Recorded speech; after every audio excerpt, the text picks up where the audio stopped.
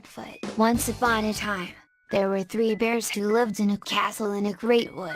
One of them was a great big bear, and one was a middling bear, and one was a little bear. And in the same wood there was a fox who lived all alone. His name was Scrapefoot. Scrapefoot was very much afraid of the bears, but for all that he wanted very much to know all about them. And one day as he went through the wood he found himself near the bear's castle, and he wondered whether he could get into the castle.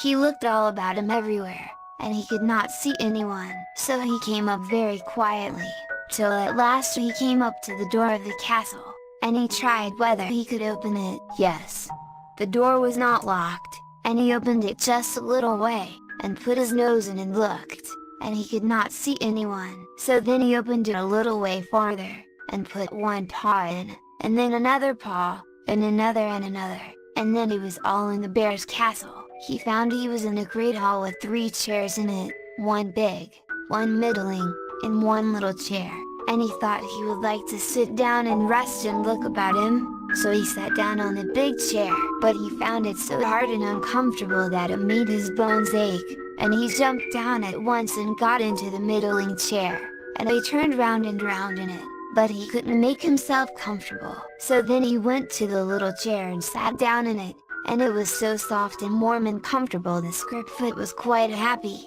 but all at once it broke to pieces under him and he couldn't put it together again. So he got up and began to look about him again, and on one table he saw 3 saucers, of which one was very big, one was middling, one was quite a little saucer. Scrapefoot was very thirsty, and he began to drink out of the big saucer, but he only just tasted the milk in the big saucer, which was so sour and so nasty that he would not taste another drop of it. Then he tried the middling saucer, and he drank a little of that. He tried 2 or 3 mouthfuls, but it was not nice, and then he left it and went to the little saucer. And the milk in the little saucer was so sweet and so nice that he went on drinking it till it was all gone.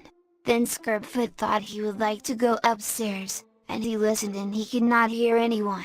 So upstairs he went, and he found a great room with 3 beds in it. One was a big bed, and one was a middling bed, and one was a little white bed, and he climbed up into the big bed, but it was so hard and lumpy and uncomfortable that he jumped down again at once, and tried the middling bed. That was rather better, but he could not get comfortably in it.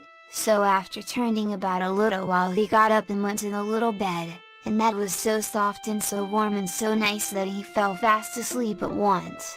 And after a time the bears came home, and when they got into the hall the big bear went to his chair and said, "WHO's been sitting in my chair?" And the middling bear said, "WHO's been sitting in my chair?" And the little bear said, "Who's been sitting in my chair and has broken it all to pieces?" And then they went to have their milk, and the big bear said, "WHO's been drinking my milk?" And the middling bear said, "WHO's been drinking my milk?" And the little bear said, "Who's been drinking my milk and has drunk it all up?" And they went upstairs and into the bedroom, and the big bear said, "WHO's been sleeping in my bed?" And the middling bear said, "WHO's been sleeping in my bed?" And the little bear said, "Who's been sleeping in my bed?" And see, here he is.